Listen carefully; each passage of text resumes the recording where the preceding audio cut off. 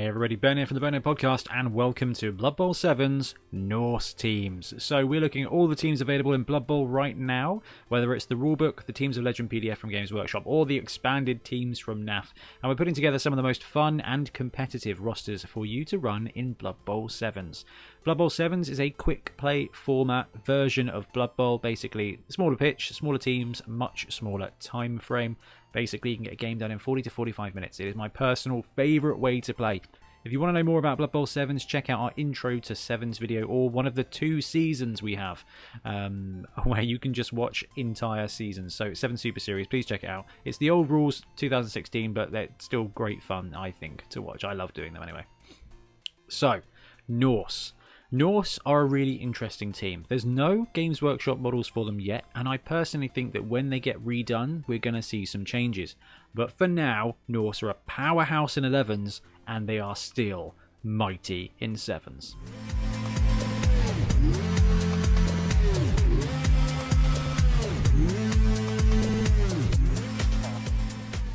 And there's quite a few reasons as to why. So when it comes to Norse, everybody has block, with the exception of the Yeti, who is a strength 5 kind of big guy who murders things a lot, and the Ulfwereners, who are strength 4 beasts with frenzy.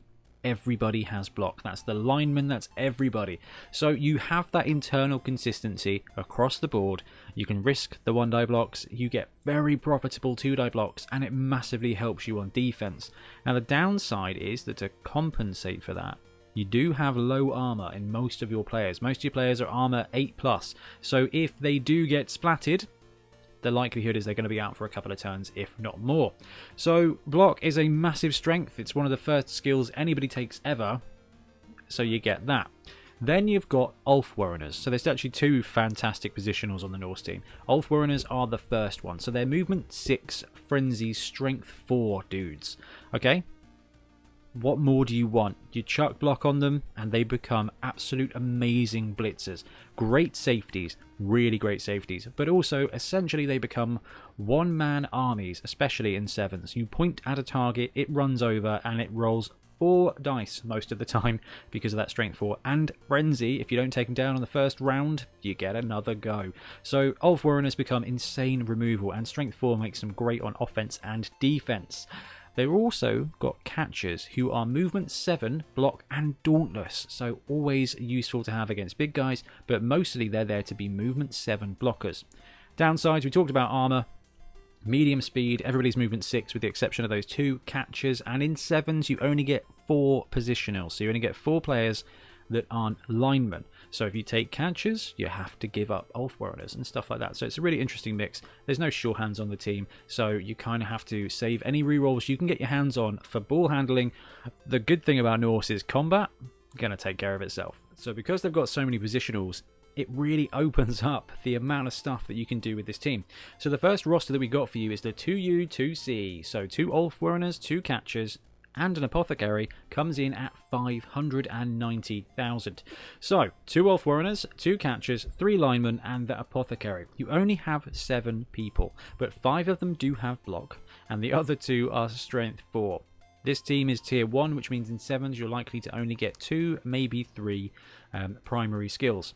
So block on the Ulfwereners gives you 7 incredibly good blocking players. If you've got another skill, then actually one thing to consider is sneaking dodge onto a catcher to become a movement 7 blodger. Okay, it's only edge 3+, but they are still going to be great, and at movement 7 they are quite quick in 7s. Think about it, you've got 2 movement 7 players backed up by 2 frenzy strength 4 players before you add skills. Alright? You've got 4 of the best players, I think, in 7s on the pitch here, backed up with 3 very handy linemen. Edge 3+ means that if you need them to do stuff, they're going to be able to do stuff most of the time. And if you don't, they've got block, so you can base somebody and it's going to be a tough block against them, or you just go all out. They make good blitzers as well. Now, the reason we snuck an apothecary onto this roster, now you can just drop the apothecary and take another lineman, is because it almost makes it more important to keep your Ulfwereners or catchers alive. You're fine losing a lineman. If you lose a catcher or an Ulfwerener, you've got a spare, but having the apothecary to keep them on the pitch is actually going to be really, really useful. You're not going to be deploying your linemen into combat situations all of the time, okay? Your catchers are going to get into trouble, and your Ulfwereners are definitely going to be in combat. So having that Apothecary means that if you drop an Ulf, you've got a chance to bring it back. But by all means, drop the Apothecary, take a 4th lineman so you can guarantee to have a lineman. It's up to you whether you want to take the gamble of bringing the Ulf back or just deploying a lineman. You've still got one more Ulf after all. But what about the Yeti? So max strength build here comes in at 590. 1 Yeti, 2 Ulf Warriors, 1 Catcher and 3 linemen. So no rerolls. No Apothecary. What you've got is what you've got. But man, what you've got is an absolute powerhouse of a team. We've got 2 of the Ulf Warriors. We talked to death about those. You've got 1 Catcher. We've talked to death about that. But what we haven't talked about is the Yeti. So strength 5, starting with claws, and also has frenzy. You point and click with this Yeti. Sure, it's got wild animals, so it's not going to activate all the time. It's not necessarily going to do exactly what you want it to do.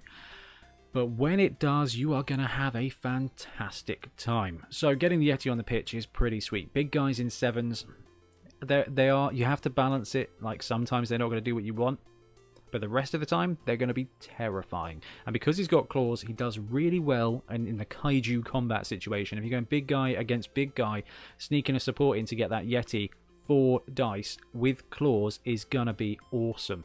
Definitely going to win that kaiju combat, except against potentially a Minotaur.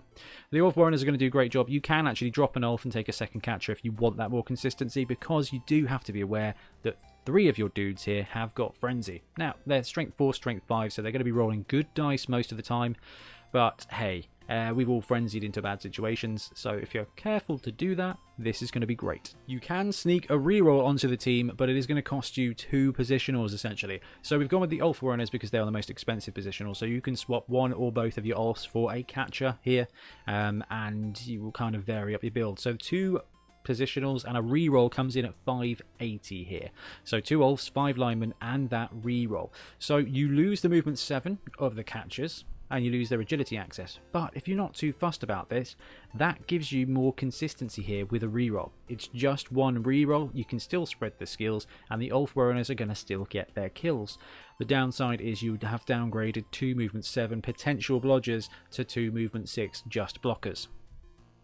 I'm mostly fine with that, and you get that reroll. It is entirely up to you whether you want to do that or not. I prefer to have my TVOP. I prefer to have my team value on pitch. I do think I prefer 2 Ulfs and 2 Catchers rather than the reroll, but don't get me wrong, there's going to be times where that reroll is going to be so key. And the last roster we have for you is the Yeti Mix. So this is very similar to the other build. However, you're swapping out the Ulf Warriors for your Catchers. So the Yeti Mix also comes in at 590. 1 Yeti. So you've got your Strength 5 Frenzy Claw piece. 2 Catchers. That's your Movement 7 pieces that start with Block and Dauntless and can potentially become Blodgers because they can take Dodge on a primary skill.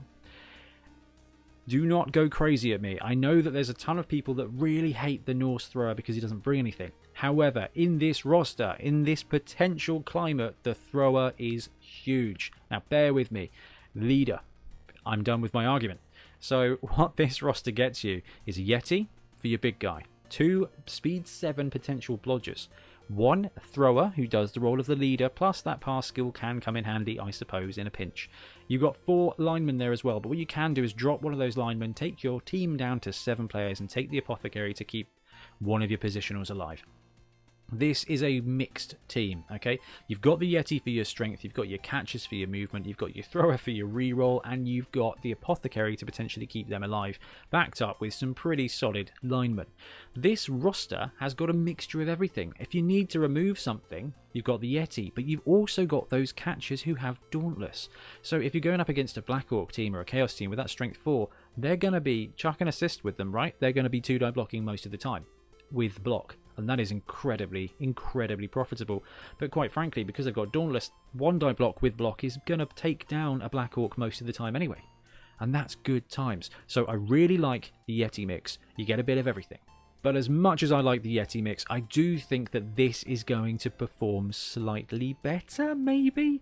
I don't know. They're all good. This is the thing about Norse. Each one of the rosters that we've looked at is top draw. They're going to be able to brawl. But I like this roster. You lose a bit of the inconsistency with the Yeti. and you replace it with 2 strength 4 frenzy pieces, and you've got that catcher here. Well, you've got 2 catchers actually. You've got 3 linemen and you've got an apothecary to keep those guys alive. The only thing you could do here slightly differently is potentially trade down an Ulf or a catcher for a thrower and sneak that leader reroll in and have a few extra spare 10Ks for an assistant coach.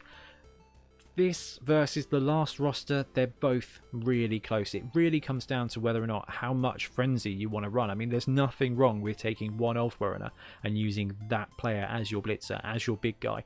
The catchers brawl just fine on their own. Yeah, they've got armor 8+, but everybody does on this team with the exception of the Ulfwereners and the Yeti. So catchers give you a ton of just malleability. They can do everything. They can be your movement 7 blitzers, they can be your ball carriers, and the Ulfwereners are just gonna smash face.